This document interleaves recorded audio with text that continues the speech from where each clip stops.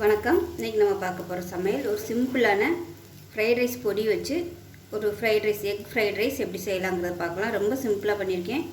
வீட்டில் இருக்கக்கூடிய பொருட்களை வச்சு குழந்தைகளுக்கு ரொம்ப பிடிக்கும். லஞ்ச் பாக்ஸ் கூட நீங்கள் இது மாதிரி கொடுக்கலாம். இதோட சிக்கன் 65 இல்லாட்டி கோபி மஞ்சூரியன் இந்த மாதிரி வச்சு சாப்பிட்டிங்கன்னா டேஸ்ட் நல்லா அட்டகாசமாக இருக்கும். ஹோட்டலில் சாப்பிட்ற அதே டேஸ்ட்டில் இருக்கும் இந்த fried rice egg fried rice.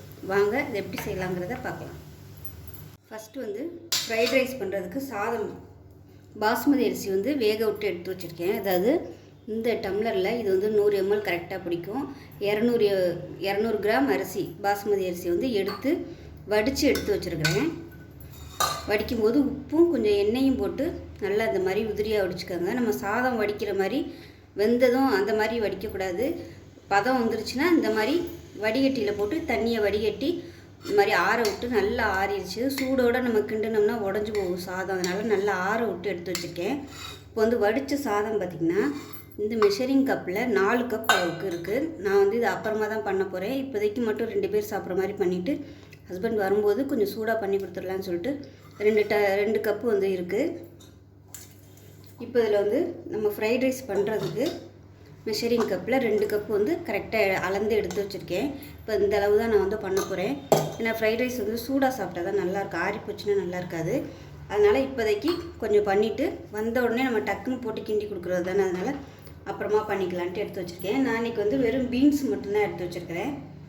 இதில் விருப்பப்பட்டால் நீங்கள் முட்டைக்கோசு, கேரட்டு, கேப்சிகம் இது மாதிரி போட்டிங்கனாலும் நல்லாயிருக்கும். இப்போ நான் திடீர்னு பண்ணதுனால பையன் இன்றைக்கி ஃப்ரைட் ரைஸ் பண்ணியே ஆகணும் அப்படின்ட்டான். அதனால் வீட்டில் பீன்ஸ் மட்டும்தான் இருந்துச்சு. அதனால் பீன்ஸ் மட்டும் நான் நறுக்கி வச்சேன். விருப்பப்பட்டால் நீங்கள் எந்த காய்கறி வேணாலும் சேர்த்துக்கலாம். இல்லை காய்கறி இல்லாமல் ப்ளைனாக பண்ணுறதுனாலும் பண்ணிக்கலாம். ஒரு பேன் எடுத்துக்கலாம். எப்பயுமே ஃப்ரைட் ரைஸ் பண்ணுறதுக்கு சின்ன பாத்திரமாக எடுக்காமல் பெரிய பாத்திரமாக எடுத்திங்கன்னா உங்களுக்கு கிளறதுக்கு நல்லாயிருக்கும்.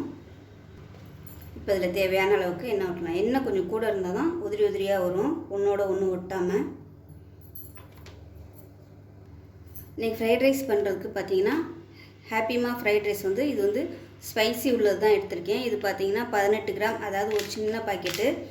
இதில் 2 கப் அளவுக்கு சாதம் சேர்க்கலான்னு போட்டிருக்கு. அதனால் 2 கப் எடுத்திருக்கேன். இந்த ஒரு பாக்கெட் மெஷரிங் கப்பில் 2 கப் அளவுக்கு சாதம் கரெக்டாக இருக்கும், வடித்த சாதம். இப்போ எண்ணெய் சூடாகட்டும். இப்போ எண்ணெய் சூடானதும் பூண்டு பொடியாக கட் பண்ணி வச்சுருக்கேன், அதை சேர்த்துக்கலாம்.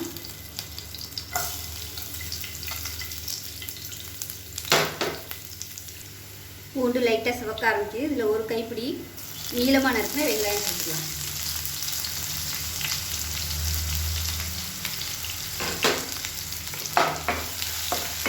காய்கறி எல்லாம் பார்த்திங்கன்னா ரொம்ப ப்ரௌன் கலரில் வதங்கணும்னு அவசியம் இல்லை, லைட்டாக வதங்கினா போதும். இப்போ வெங்காயம் பாதி வதங்கினதும் பீன்ஸ் சேர்த்துக்கலாம். ஃபஸ்ட்டு இந்த பீன்ஸ் வதங்கட்டும், அதுக்கப்புறமா நம்ம முட்டை சேர்த்துக்கலாம். நான் பீன்ஸ் வதங்குறதுக்கு கொஞ்சம் நேரம் ஆகும் வேகிறதுக்கு. இப்போ உப்பு சேர்த்துக்கலாம். சாதம் வடிக்கும் போதும் உப்பு சேர்த்துருக்கேன், மசாலாவிலையும் உப்பு இருக்கும். அதனால் இந்த காய்க்கு மட்டும் இப்போ தேவையான உப்பு சேர்த்துக்கலாம். இப்போ காய்கறி எல்லாமே வதங்கிடுச்சு. காய்கறி எல்லாமே அரை வெக்காடு தான் வேகணும். ரொம்பலாம் அப்படியே குழஞ்சி வந்துச்சுன்னா நல்லா இருக்காது.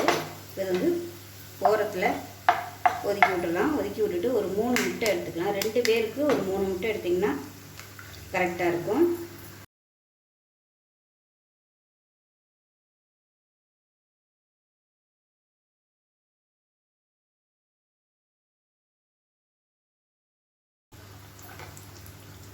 ஒரு 2 சிட்டிகை அளவுக்கு சேர்த்துக்கோங்க. உப்பு ரொம்ப பார்த்து சேர்த்துக்கோங்க. டக்குன்னு இந்த மாதிரி இதுலாம் கூடிரும். கொஞ்சம் வேகட்டும். இப்போ முட்டை ஓரளவு கொஞ்சம் வேக ஆரம்பிக்குது. இந்த ஸ்டேஜில் எல்லாத்தையும் சேர்த்து ஒன்றா கிளறிக்கலாம். அப்போ தான் முட்டை எல்லாத்துலேயும் இந்த பீன்ஸு இந்த மாதிரி இதிலெல்லாம் நல்லா ஒட்டும். வெந்ததுக்கப்புறம் கிளறினோம்னா ஒட்டாது.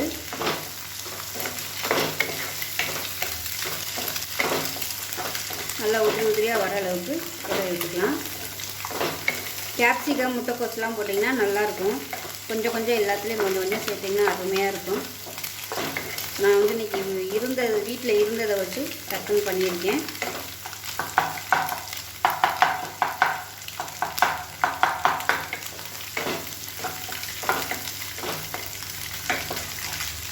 இப்போ முட்டை முட்டை ஓரளவுக்கு வெந்துருச்சு. இப்போ நம்ம வந்து எடுத்து வச்சுருக்க இந்த மசாலாவை அப்படியே ஒரு பாக்கெட்டை அப்படியே சேர்த்துடலாம்.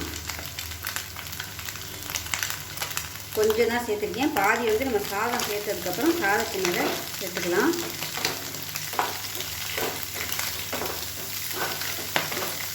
நல்லா மசாலா வந்து வரட்டியாச்சு. இப்போ நம்ம எடுத்து வச்சுக்க சாதத்தை சேர்த்துக்கலாம். வடித்து ஆற விட்ட சாதம் சூடாக இருந்துச்சுன்னா அவங்களுக்கு வந்து குழஞ்சிரும். அதனால் நல்லா ஆற விட்டுக்கோங்க.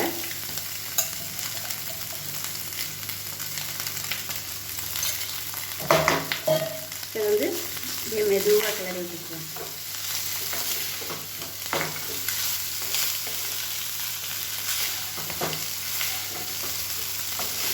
சாதம் உடையாத அளவுக்கு கிளறி வச்சுக்கணும்.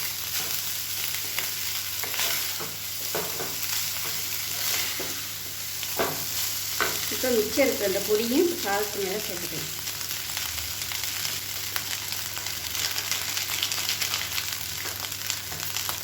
சேர்த்துட்டு நல்லா ஹை ஃப்ளேமில் சுருள சுருள கிளறி வச்சுக்கணும்.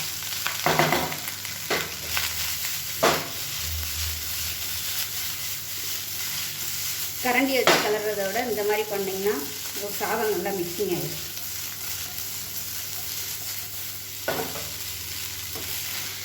போட்டு கிண்டினோம்னா உடஞ்சி போகணும். வெங்காயத்தாலெலாம் இருந்துச்சுன்னா மேலாப்பில் போட்டிங்கன்னா சூப்பராக இருக்கும். ஹோட்டலில் சாப்பிட்ற மாதிரியே இருக்கும். அவ்வளோதான், சூப்பராக ரெடி ஆகிடுச்சு. எக் ஃப்ரைட் ரைஸ் ரொம்ப சிம்பிளாக ரெடி ஆகிடுச்சு. இப்போ வந்து கேஸ் அமர்த்திடலாம். சாதம் மட்டும் நல்லா குழஞ்சி போகாமல் உதிரி உதிரியாக செஞ்சுக்கணும். அவ்வளோதான், செஞ்சு பாருங்கள். செஞ்சு பார்த்துட்டு எப்படி வந்துச்சுங்கிறத சொல்லுங்கள். வீடியோ பிடிச்சிச்சின்னா லைக் பண்ணுங்கள், கமெண்ட் பண்ணுங்கள், சேனலை சப்ஸ்கிரைப் பண்ணுங்கள், பக்கத்தில் உள்ள பெல் பட்டனையும் ப்ரெஸ் பண்ணுங்கள். நன்றி.